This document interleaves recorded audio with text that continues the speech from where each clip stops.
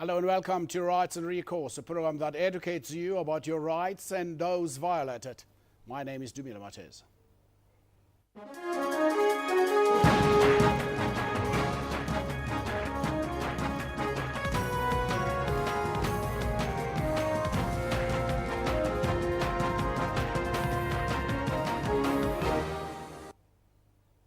Over the last month, South Africa has seen a serious crime, especially in its coloured and black townships. The scars of years of apartheid neglect are clearly there for all to see, and the lack of attention to these social ills, including unemployment, poverty, gangsterism and drugs, or just lack of scarce resources and an overstretched police service, is not helping the situation either. Recently, we have seen violent carjackings. In one case, a young life in TaegrIn Morris was killed. In another, a toddler, Mongezi Phike, was found wandering on the not-so-safe streets of Johannesburg after he and his father were carjacked at Bronkhorstspruit. Today, we take a look at the efforts by both the authorities and the communities in fighting the scourge. To discuss today's topic are Pastor Hein, community leader from Reiger Park, Mr. Mashaile, spokesperson of the National Community Police Board, and in our Portsmouth studio, we are joined by Lieutenant General Solomon Makgale, National Spokesperson for the South African Police Service. Gentlemen, good afternoon and welcome to Rights and Recourse. Good afternoon to you and to your viewers. Thank you so much for being here. But before we get into the discussion, let's have a look at this insert. From a community united by an untimely death, here to bid farewell to the boy they now call the Prince of Peace. As a parent, we are for the Morris family for moral support because it can happen to anyone. We think it's best to come and support the family and show that bikers do care. As we're sitting here, all of us, we are very, very furious. The only thing we want to do is that I just hope justice don't fail us this time. Among the mourners, Lizzie Phike, the mother of 6-year-old Mongezi Phike. Mongezi was fortunate to survive after hijackers made off with him. I'm here to mourn with the Morris family, to say be comforted. Although they weren't lucky, God is with them, and I am sorry. Government says it will partner with this community to combat crime. In honor of TaegrIn Morris, the 4-year-old Prince of Peace, we are going to be working with this community to bring back a sense of hope. There are many young people who grow up here who end up getting lost in drugs and gangsterism because they don't have the opportunities they need to get ahead in life. The people of Reiger Park are left behind to reflect and begin building a community safe enough for all its members. Well, gentlemen, once again, good afternoon. Let me go back straight to the General down, Lieutenant General in Port Elizabeth. General, why do we continue to witness violent crimes in our townships of South Africa, despite crime statistics that are saying the authorities are winning the war against crime? Well, we do have, as you know, a lot of police deployments in various parts of the country. We do continue to see incidents of crime, and the police are responding to those. But we are also seeing an increase in terms of the cooperation that we are receiving from the communities. But it is quite clear that all of us, all our hands need to be on deck so that we can work together to fight this scourge of crime in our communities. Every talk show you go to, every community gathering, there is concerns about the issues of drugs, for example. And as we were discussing today, we are here in Port Elizabeth to deal with the very same issue, to say that as a nation, we need to respond in the same way that we did with HIV. We need to respond to this issue of crime, to the issue of drugs in our communities. I think the General is right there. We need to respond. I just want to differ slightly with him. We need to respond in the same way as we responded to apartheid. Yes. Agreed. It is crucial and critical that the people of this country, particularly the men folk, those who are providing leadership and direction, to stand up and look at the youngsters. If you look at crimes that are committed, your hijacking and your drug consumption, you find 18-year-olds to 35-year-olds in most instances are the ones who are doing your smash and grabs and that kind of stuff. And it is important that all of us should join forces and ensure that safety and security become the new slogan for the people of the 51 million people of this country. Pastor Hein, April, the Lieutenant General says we must work together. In the East Rand, you've started this campaign of genoeg is genoeg, enough is enough. Can you give us a little bit of a background? Thank you so much, Justice. From our side, you'll find that not only in the East Rand, but in all over South Africa, you're talking about 51 million people, that in 90% of the colored communities, gangsterism is rife.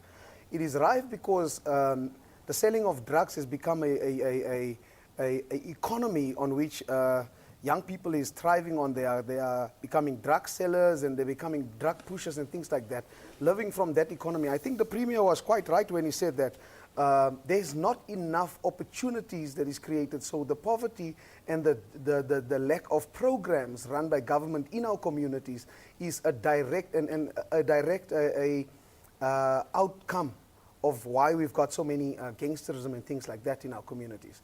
I feel even if you could say we should all put hands on deck, that's not working is useless. Like we're sitting with our hands on deck now, if we're not doing anything with it, it's pointless. And you know, the talk shops and there's so many promises that has been made to our communities but never fulfilled is one of the things that is bringing the anger out of these communities. Lieutenant General, we do have hands on deck according to Pastor Hein April here, and those hands on deck are largely on coffins that we carry to the graves every day. I think what I meant by hands on deck is we have a philosophy in the SAPS when we partner with communities to say someone, somewhere, somehow knows about crime in their community, and it is important that that crime is reported. As we work with the communities, we get rid of the criminal elements. I can give many examples. I mean, we are here in Port Elizabeth because of the challenges in Motherwell and Mount Road. It's in the northern part of Port Elizabeth, where it's largely colored communities. There's about 21 gangs that operate in this area. I can talk about what's happening in the Western Cape and how we're responding. But it takes all of us, not just the police, because policing is a societal issue. It's not just for the police to work alone to combat crime. As Mr. Mashaile correctly pointed out, that these people that are committing crime are known to some of us as community members. They are my cousin, they're my brother, they're my sister, they're my neighbor, and we need to report them. It would seem to me, General, over the years, Lieutenant General, we have not actually had a strategy as the South African police against gangsterism, especially in colored townships and black townships, as you say, as you mentioned, Motherwell. We do have a strategy in place. We do have operational plans. But remember that criminals don't hand themselves over to the police in most of these cases, particularly gangsters. So we work very hard, and we join hands with the members of the community and various other faith-based organizations who are coming on board and saying, what is it that I can do to help?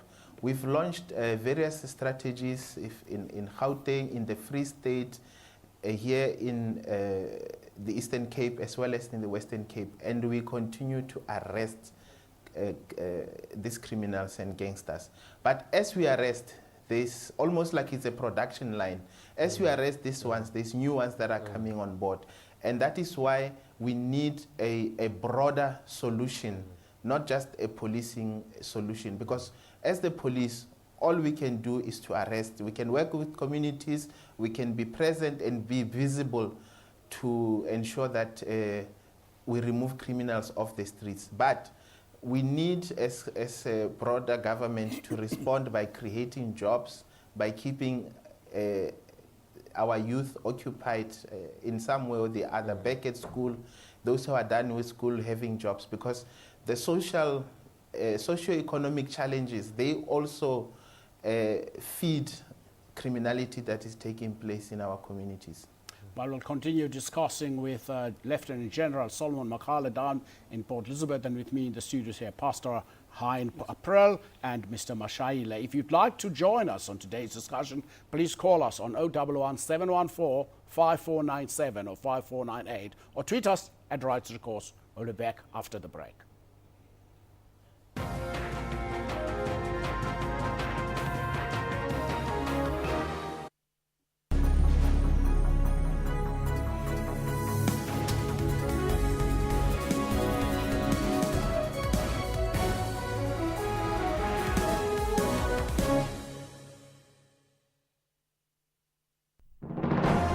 Zoom into Africa. This is the Kingdom of Lesotho. The leader is King Letsie III. The Kingdom of Lesotho attained full independence on 4th October in 1966. The population is more than 2 million people. One of the major languages spoken is English. Monetary unit is Maluti.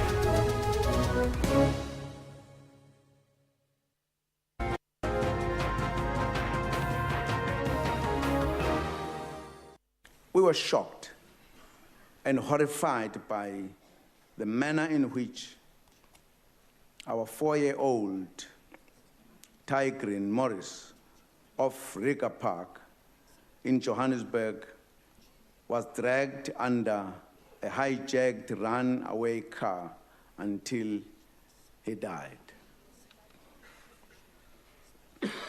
No child should be subjected to such brutality.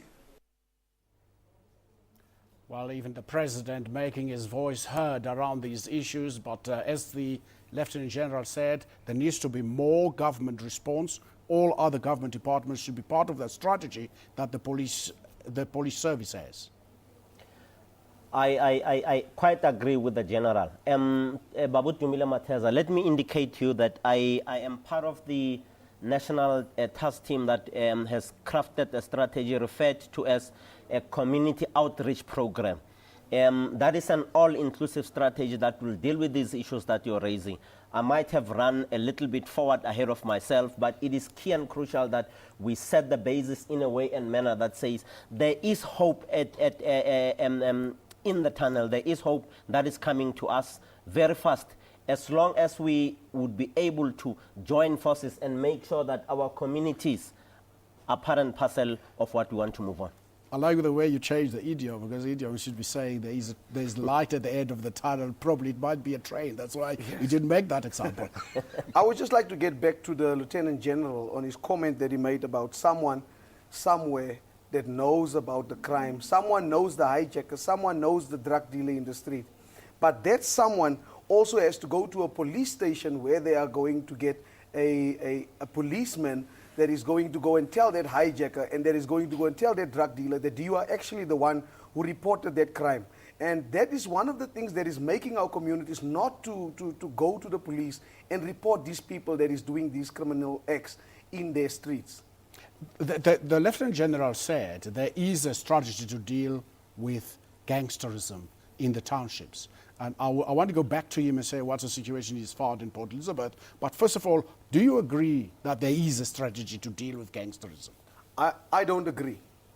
I don't agree. One of the things that I think is lacking a lot in terms of forming strategy. If you're going to form a strategy of how to deal with gangsterism in a community that is ravaged by gangsterism, it is important to have role players from that community represented in your strategic sessions so that they can help you to craft a strategy around that. I think when we go into a secluded room to craft a strategy to speak to a particular thing that is happening in the community, without that community, it can't succeed. And currently it looks for us as if there is no strategy. Lieutenant General, that's a view from a community leader here in the studio with us, that a strategy has to be inclusive. We all understand and we agree with you that there needs to be a strategy. Other government department needs to come in and fill the void. But how then do you do a strategy without involving the communities that are affected? It is not true at all that there is no strategy that is inclusive of the members of the community. In Reiger Park, there's a very active community police forum there. They meet on a regular basis with the station commander. They also meet with the cluster commander. There's religious bodies that are working with us, and they are involved in assisting us with dealing with the situation of crime in that particular area. I can give many other examples throughout the country where the community police forums are active. There are street patrols. They are working with us day and night to deal with the problems in their areas. As I've already indicated, we need to do more. I mean, this is a crime in our country is a serious challenge, and we need to work together more. We need to work harder. We need to work smarter. We need to avail more resources to the police station. There is commitment from the leadership of the SAPS to deal with that issue. As it relates to criminality within the police, we must always remember that members of the South African Police Service come from the communities that they serve. If somebody is a criminal, it does not mean that they may not be wearing uniform. Those that are wearing uniform and get involved in crime, they know their fate now. It's as and when we find out, they will be arrested, they will be disciplined internally, and in majority of the cases, they end up being dismissed from the service. That we are very clear on, and we will not compromise on that one. Well, Mr. Mashaile, the issue that concerns me the most is the fact that people are arrested, they're taken to jail, and when they come back hardened criminals than they were when they went in. Well, Mateza, it is correct. We have seen those examples. It has nothing to do with policing, community policing and SAPS. It becomes a matter of the whole criminal justice cluster, plus rehabilitation, which is your correctional services. One can't speak on behalf of the rehabilitation centers or correctional centers, but one wants to come from a point that says communities must welcome those ex-convicts or people who have been convicted in a way and manner that then advises these individuals to form part and parcel of your law enforcement agencies, particularly your community policing fora, so that you can learn as the police. Remember, community police forum comprised of the organized communities and the police. It is a partnership where these individuals could then serve an important role in advising the police and the communities. Let me ask you, is this, I heard the Lieutenant General talk about they meet with the station commander. Is this community forum meeting with the station commander only? The community police forum comprises of the community and the police. On the executive committee of your community police forum, the station commander is an ex-official member of that forum. The station commander and the community in that area, in that policing precinct, in the policing precinct of Rosebank, sits and plan and strategizes. We don't just go into police operations, but look at a community safety plan that addresses crime within our communities. Yes, he sits there. On the community police forum, you have your pastors, you have your religious bodies, you have your faith-based organizations, you have your mothers union, you have a kaleidoscope of all the organizations that exist within our communities with the sole purpose of creating safe and secure communities for our children, women with disabilities, our grandmothers and our grandfathers, and for little professors like TaegrIn Morris and Mongezi Phike. Pastor April, the other thing you said earlier here, that there are people who are informants, who inform the gangsters that so-and-so went to the police. Can't we turn those informants around? What happened to a strategy that we had, Operation Impimpi, where people in the community tell the police where the gangsters are staying, where the things that are being planned? Look, one of the things that we are saying in the community of Reiger Park specifically is that we cannot obligate or come away from our responsibility to be active citizens in our own community.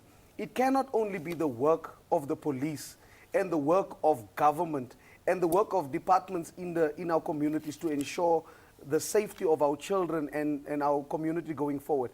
There needs to be a place that I think that, and I'm not attacking the CPF or the police or anyone like that, but I think in all communities we need to come to a place where we take personal responsibility for what is happening in our communities. The thing that they're generally saying about having active CPF and all of that, what does active mean? Does active mean we get together once a month to discuss the crime statistics that is going to be given to you by the station commander? What does active mean? What does he mean when he says active? Because for me, active is when we are engaging the broader communities and discussing street committees. There is no street committees in Reiger Park. Patrollers, there is 0 patrollers in Reiger Park. So I'm saying that if we can work together and have an active plan, and we should know what that plan is, so that we can work with the police to implement such a plan. Lieutenant General, before you come in, I just want to leave the Lieutenant General outside. Lieutenant General, I'm happy you're down in Port Elizabeth. What has been your experience in Port Elizabeth so far this weekend? Very positive. We have deployed additional police from Pretoria, from KwaZulu-Natal and other parts of the Eastern Cape who are here to assist the local police. We formed a task team and they started working on Saturday and they're already seeing some results with people being arrested, but also with a sharp decline in criminal activities. So this police presence, which is done in conjunction with the CPF, with the religious leaders in these 2 communities that are affected. And this is proving to be a model that works. And maybe if I can use this opportunity to also respond to the good pastor, to say that when there is a finger that is pointing at the police, there are other fingers that are pointing at us as members of the community. Because when there are no street patrols that are not taking place, when there are CPF meetings that are not taking place, remember that the CPF leadership is elected by the members of the community. If they are not delivering, then we need to get a CPF that's going to deliver. If there are concerns about the station commander, those needs to be then brought to the attention of management to say a particular police station commander is not delivering. We also need to then say that if you are not comfortable to go to a police station to report crime because you think people are going to see you going to a police station, or that the police officer is going to tell the gang members that so-and-so came to report, there is other means of reporting. There's a number that you can call, 086 00 10 111. You phone that number, you don't have to say who you are, you just have to provide the information to the person on the other side of the line, and the police will act. Mr. Mashaile, you wanted to add something? I wanted to quickly respond. The Community Police Forum is my area of responsibility in Gauteng. It is important that I should indicate to that Baumates. I have camped for 6 months in Reiger Park. I have gone to the communities in the sectors with the Community Police Forum and some members of the community. I wonder if the pastors were there when we were engaging. I remember it was raining at one afternoon. It was about 6 p.m. We engaged the communities. We don't sit in bathrooms. We don't sit in the vestry of the church. We go out to communities, and we have currently and continuously done so in the northwest, in the Northern Cape, in Gauteng, in the Western Cape, as well as in the Eastern Cape. It is not correct that the CPF in Reiger Park, it is not functional. What we need to share is you need to have a community that attends to its safety and security public meetings. We need to be filling the hall.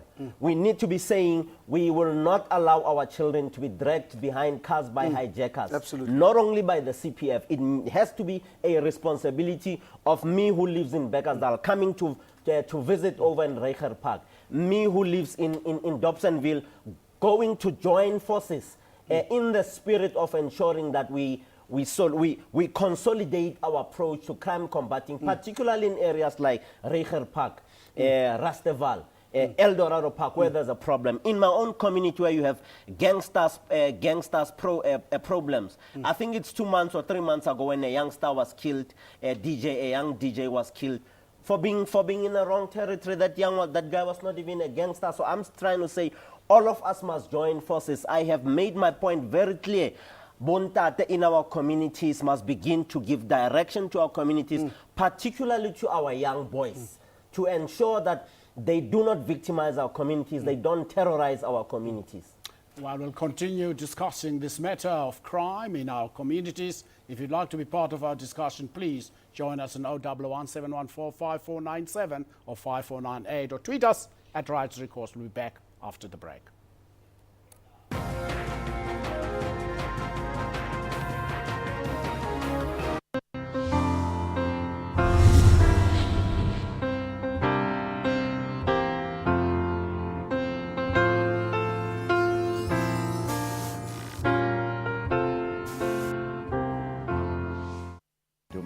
Kunjani, Nda, Assalamualaikum, Goeiemorgen, Namaste, Jumbo Africa, and a very warm welcome to SABC News Channel 404. South African Revenue Service has upheld its impressive record of collecting taxes.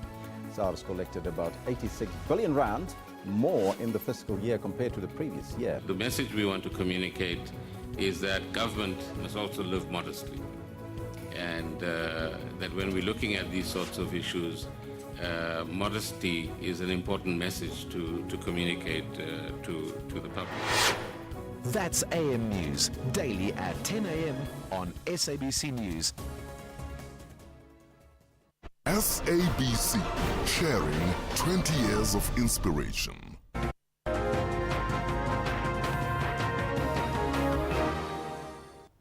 We have a caller online, Zanele from the Eastern Cape. Good afternoon and welcome to Rights and Recourse. Oh, good afternoon.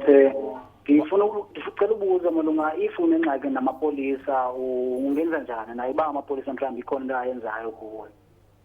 Well, that's a question probably we should be directing to the Lieutenant General. Lieutenant General, the question is, if you have something against the police, if police have done something to you, that's a question from Zanele in the Eastern Cape, where does he report these issues? I know there's the iPad, probably you have another number. Yes, you can contact IP depending on the issue, but if it's an act of criminality, you can phone the number that I gave out earlier, 08600 10-111 to report. Thank you very much, Lieutenant General. I want to come to the studio, to my guests here. Pastor April, the question is, what is it as parents do we teach our children when we rear them from an early age, especially in communities where there is hunger, there is poverty, there's all these ills that we spoke about? You see, one of the things that I feel that is happening in our communities is that we have lost our moral compass. We have lost the thing where we take responsibility of our moral standing in the homes. One of the things that I mentioned in the memorial of the late TaegrIn Morris, I said, as a mother, you are sitting in the house and your 16-year-old son comes with a big LCD TV into that house while he's a schoolboy. Why don't you ask him the question, where do you get that TV from? If we don't do those kind of things, it means we are condoning our children to become criminals.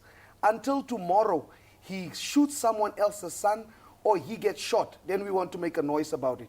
I think in general we have lost our moral compass in the home. You must remember that it starts with the family, then it comes to the community, and then it affects a city and a country. So we need to come back to a place where we speak to the moral compass in our communities, especially in our homes. Why don't we emulate what many people in the northern suburbs are doing, where they cordon off their area? Whoever comes in here who's not known, we want to find out who's that guy. Normally, it's the gangsters who want to find out who is that guy. No, absolutely, I agree. You know, one of our things currently, we are considering, can we make Reiger Park a access-controlled area? Because you'll find that most of these criminals, if not all of them, they have got their fast BMs and they've got their Mercedes-Benzes and GTIs. We want someone to be at the gate to report to us who is there that came in. We want to have them on CCTV. We want to have the registration of the car. We want to know who is coming in and out of the communities of ours. Lieutenant General, I don't want to give you, I know you have a strategy, but I want to know, in the old days, the security police used to smoke out politicians in the townships. How come we are not able to smoke out gangsters in our townships, as the security police were doing in the old days? Well, we still do today, but remember now we are policing in a democracy, and the investigation methods have changed, and the process that we go through to find these criminals have changed. But the effect should remain the same. And I really endorse what the pastor just said now, that it starts with the family, it starts with us as members of the community to say that we do not want crime to be in our community. We are going to work with the police to make sure that all these criminals are put behind bars. But let me also hasten to add that one of the challenges that we have from a policing point of view is the growth of informal settlements. Here in Port Elizabeth, we have a small farming community, say of around about 100, 200 people. Now, around that farming community, there's now a growth of new informal settlements that are not part of the municipal plans, and there's a lot of criminality that takes place. It's the same situation that you have in Reiger Park with the growth of informal settlements. You go to the Western Cape, it's the same challenge. We are interacting with various provincial governments and municipalities to say that when you do your plans, involve the police so that we are part of the development plans.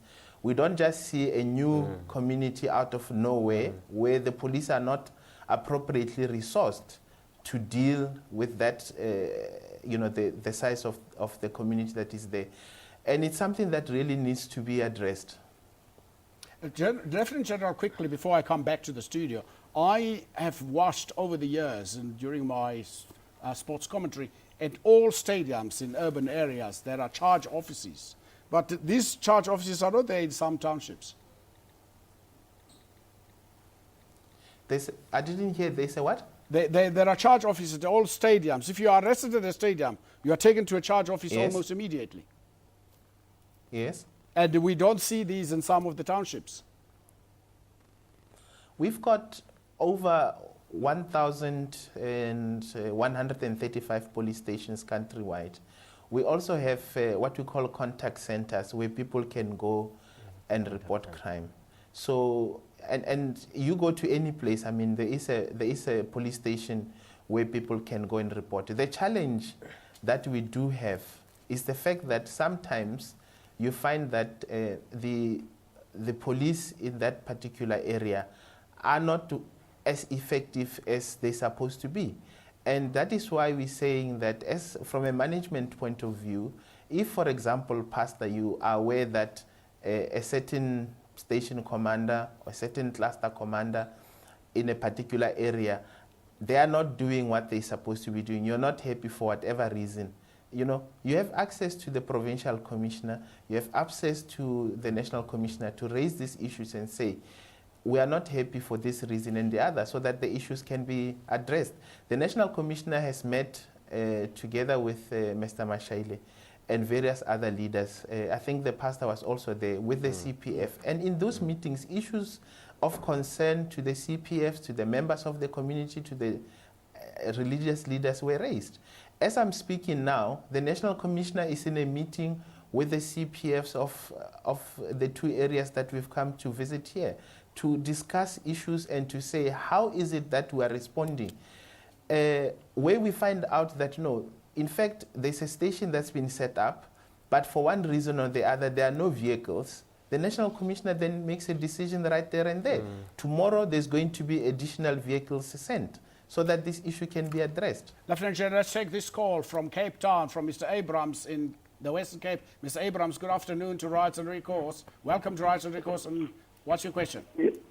Yeah, my question is, I am the CPF chairman of an area, right? But the answers that we want from the provincial police is not coming through, and we've done it on cluster level, and we've done it on all these levels, and it's being turned as an internal matter. So I can't wait for my community for 12 months and not get the answer, and it is really in connection with policing our area. And then we have the political ball game that the politicians is coming into the CPF structures and just running everything to the ground. Everything that's involved is being used and abused by politicians because they work around the bureaucracy of the political arena in the Western Cape. Thank you, Mr. Abrams. Lieutenant General, I don't know whether you heard that question. The first one is, no answers are coming from General Lamour down in the Western Cape, and also the political interference in the way the crime has to be fight in the Western Cape. Apparently, I think Mr. Abrams is making reference to political interference, the fight between the ANC and the DA. I know you probably can't answer that question, but if you can give us something around that. Yeah, let's deal with the first one. The issue of General Lamour not responding, I'm sure it can be resolved. What I'll ask the producers to do is to give Mr. Abrams my number so that I can put him in touch with General Lamour so that we can make sure that the concerns that he has are sorted out. As it relates to politics, look, it's not just where you have people, you have positions, there'll always be those power plays. It's not just an issue between the ANC and the DA, but it's also, we've seen this in certain CPFs where because certain people want to be the chairperson or they want positions within the CPFs, then you'll always have those power plays. But it's the nature of humanity, and it's something that we just have to contend with. My wish is that we do not allow politics to get to a point where we are not able to serve our communities, because I think that would be very tragic. I am hoping that all of us, when we engage in these CPFs, it's not because we want a position or because we want to be known in the community so that we can use that to then as a launching pad into a political career. Mr. Mashaile, you wanted to say something? I just wanted to add and make it very clear. One, the Community Police Forum is apolitical. We serve across the board. You don't know who's the ANC. You don't know who's DA. You're serving a community. Yeah. You're serving one and all in a way and manner that must ensure that there is community safety and security. And let me quickly say, you asked a very interesting question. What are we teaching our children? We're teaching our children to behave in our communities, but the social influence there, crass materialism, the 4x4s that gangsters are driving around and all other things is so powerful. The social influence is so powerful with the advent of the social networking, media and that kind of stuff. We are actually, as parents, me and you and Wenanta Temoruti, drilling logic, sense, direction, focus, respect, decency, honesty, all the good values in our kids gets eroded by the second layer of influence of our boys. Our boys want to drive the GTS. They want to drive the Skiroko. They want to drive all of these cars. Now you are then subjected to a situation where We are fighting a very powerful for the social influence now in the era of social networking and many of those things. What is one suggesting that should happen? One wishes to see a situation where we use the very same media, the social networking, to instill logic, you know, to teach our boys how to set goals, how not to rush for the goals, how to achieve your goal, how to understand that Ntate Mateza has been there for a sizable number of years. This car that is bought and the seat that he's sitting on, he has worked through many years to become what he is. You can't just suddenly wake up tomorrow and be Ntate Dumile Mateza. Take his car from the driveway on the pretext that you are hungry at home, there's poverty. And as a result, you want to sell this car for 3,000 for you to be able to take your sister through to school. It has never cut bread with me, and it will never. Look, from my side, sorry to jump in there. No, you may. Poverty is a real scary force. It is something that if we don't address this thing, it is the main underlying thing of why many criminals do it. In the beginning, however, they get captured in their thing and then they become greedy and go and do this thing on an even bigger scale. It's a social thing that is happening in our communities. There is two things that I just want to mention to the general while I'm speaking. You know, he said that police officers are recruited from the areas where they serve. In the case of Reiger Park, that is not the case. And another thing in Reiger Park is the police is seriously understaffed in Reiger Park.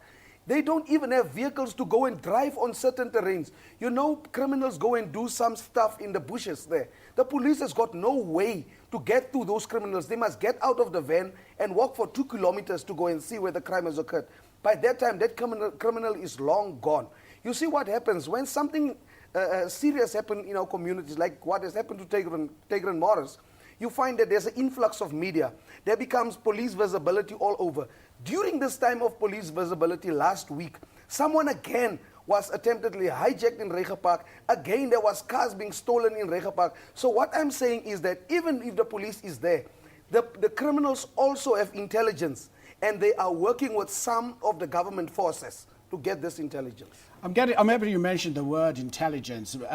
Lieutenant General, what is happening to the intelligence of the police in terms of working with car manufacturers so the car manufacturers can actually help those people whose cars are being hijacked? There are certain cars, they can't move for 10 kilometers, then the car stops.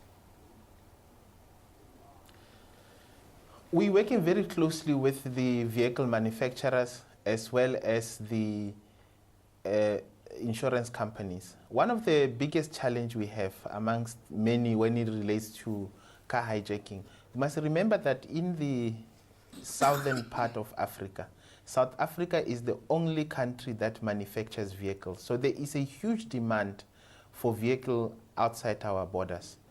Now, we have in many instances closed down syndicates whereby they would steal a brand new vehicle and sell it for something like 8,000 or 10,000 rands to these people.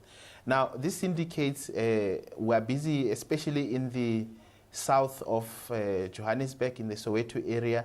We've arrested a number of people. I think we've managed to put together in the region of 53 dockets where we managed to infiltrate the syndicate and arrested the people that were leading it. But it remains a challenge. We are attending to it. We're also seeing that there's an increase in the hijacking of trucks, for instance. And we have also established that in certain instances, there are our own members of the South African police that are involved. We've arrested many. We believe that there's more that we are going to arrest. There's a task team that's been set up that's looking into this issue. We're working together with the Consumer Goods Council of South Africa to say what are the preventative measures together with the police can the owners of the trucks take to ensure that we bring this situation under control. You are watching Rights and Recourse here on SABC News 24. We'll be back after the break.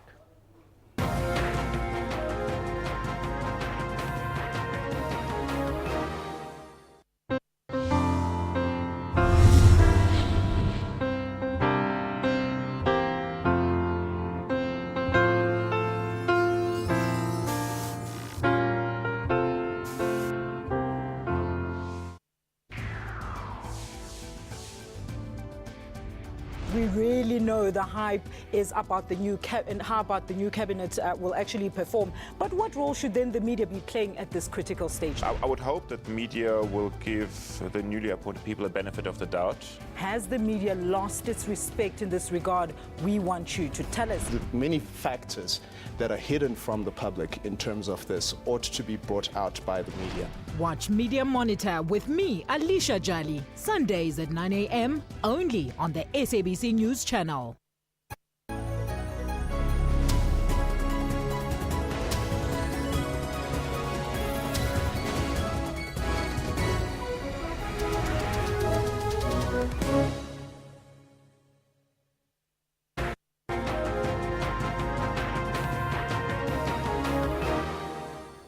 Welcome back. What we, in my school days, gentlemen, we used to, when we see the police, people who were playing dice used to run away.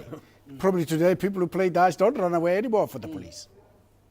That is true. I witnessed that in Kagiso when we were doing the 67 minutes activities at a taxi rank. There were police cars there were issuing out my bot in Gauteng, issuing out some things in line with 67 minutes. And there were guys who were playing dice. I went to them and I said, guys, those are police officers. You're quite correct. Our communities have lost a sense of respect for our police officers. I think one of those things is our police officers have not learned to remove themselves from the drinking areas, the shebeens and that kind of stuff, so that they can be respected. You drink with me, you spend time with me, and why do I have to run away when I play dice? You know I'll have to buy you a beer or two. You know, one of the problems that we said, you see a policeman driving in the police van or in that Golf 7 of the police, and he's wearing his police cap to the side like a gangster. It is like a gangster wearing a uniform. That is one of the things. You know, you can have like our Colonel Matibula, who is the station commander. He's very good at what he does. He has been in that community and he understands the heartbeat of our community, but he is a single man. There is a team that's surrounding him. You know, I said to one of the police officers, when I saw his cap was like this, I said, do you know that that thing that you're doing is not allowed? He says to me, hey, when a pastor, you are nyatsaying me. I said to him, how can you, even the way that you're talking to me is disrespectful.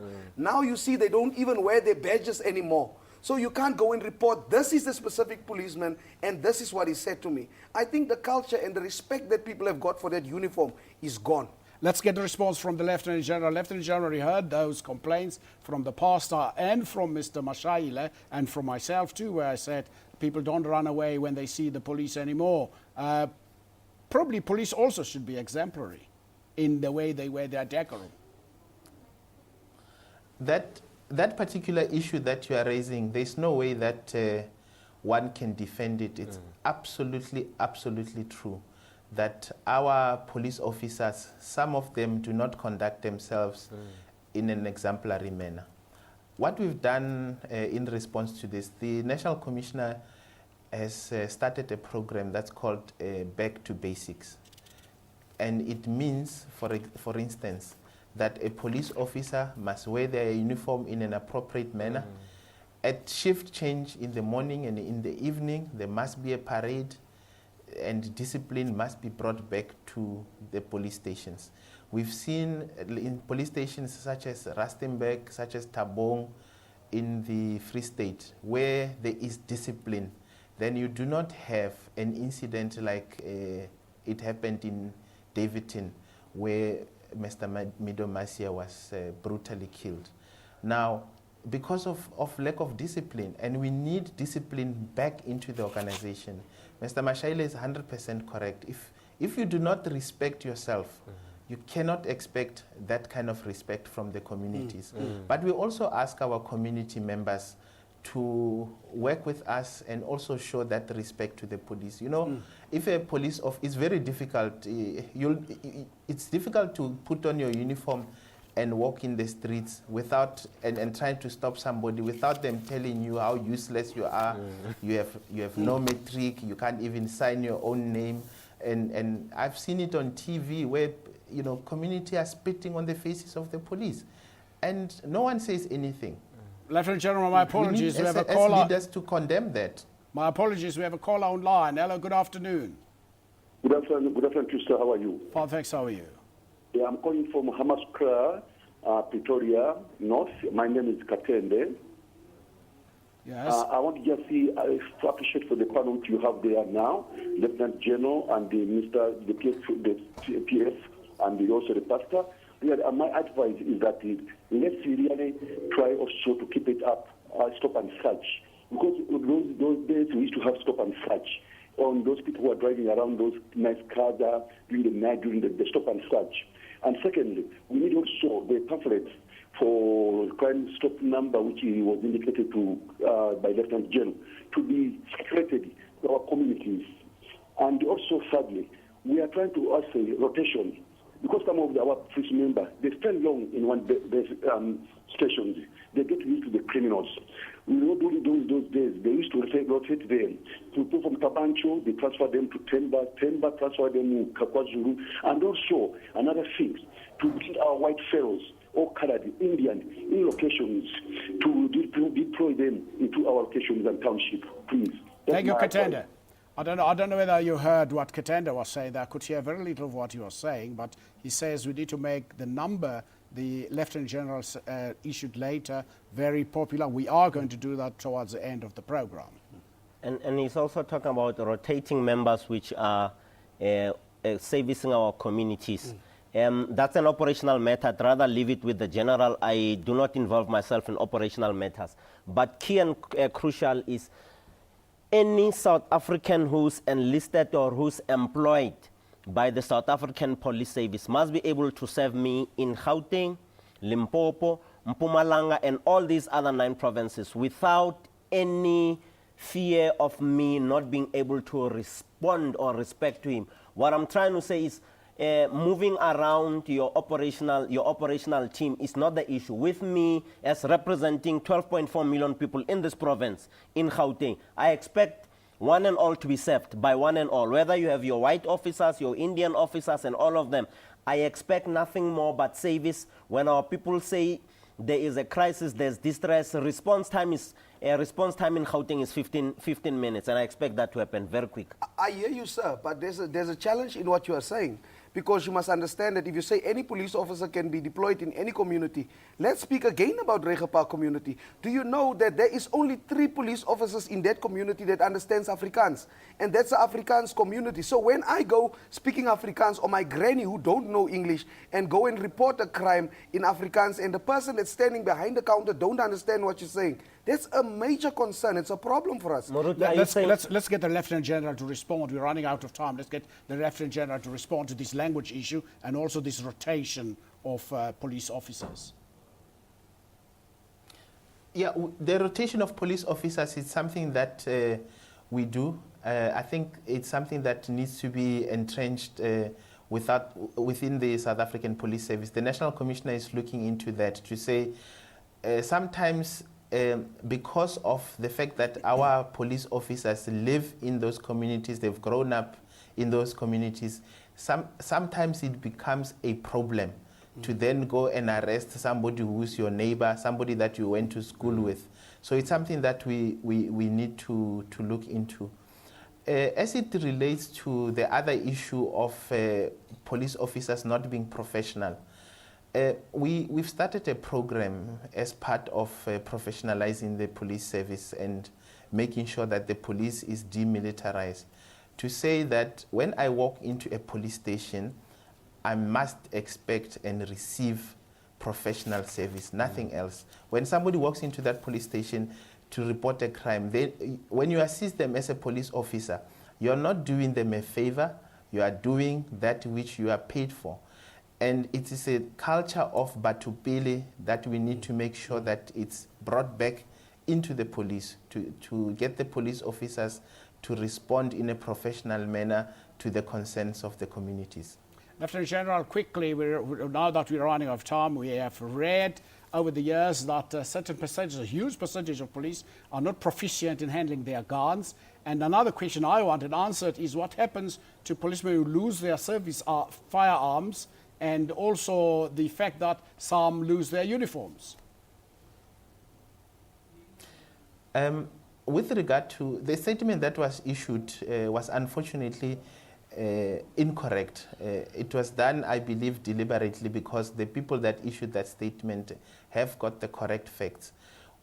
We use 3 types of firearm within the police service, and if you are proficient in all 3, then you are regarded as qualified. What then happens, so we have 128,000 members who can use all 3 firearms, and they've been issued with a competency certificate. The other 10%, you find that they are competent in 1, not all 3, or maybe 2, and other things that are related, such as the legal principles of handling a firearm. What we can assure the communities out there is that each and every police officer that you see is competent and has been trained to use the firearm that they would have in their possession. We will not issue a firearm to a police officer if they have not been trained and if they are not competent to handle that particular firearm. Let me get last comments from you, Pastor April. Thank you so much. You know, President Zuma visited El Dorado Park, and it's my president, and a lot of things was said that was going to be done in order to change the drug situation in El Dorado Park. Very few of those things was actually done. You know, because I understand when you come and you make these promises, he's the president. In the same fashion, our Premier David Makhura has come to our community now. I understand this, that we have now launched the Genoeg is Genoeg campaign.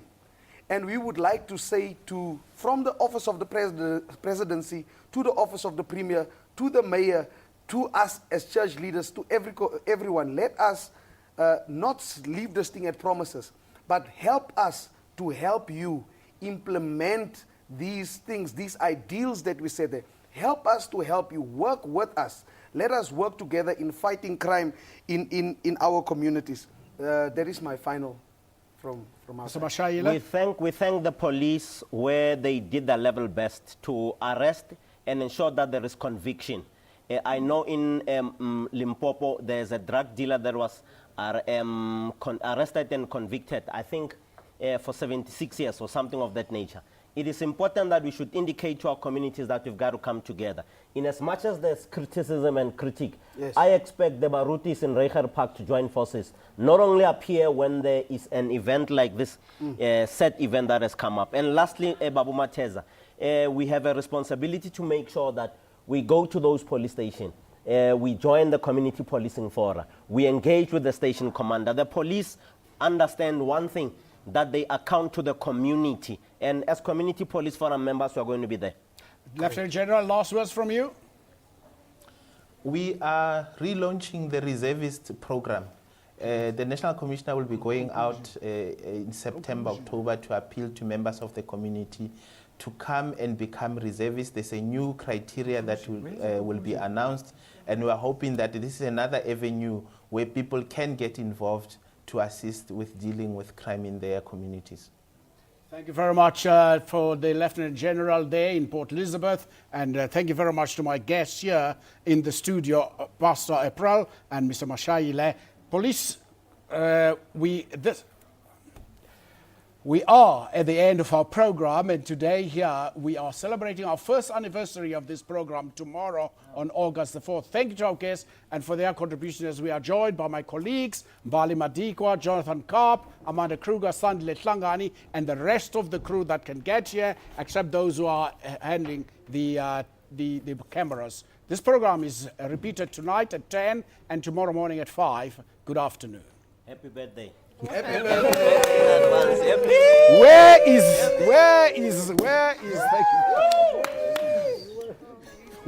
the champagne? What wrong with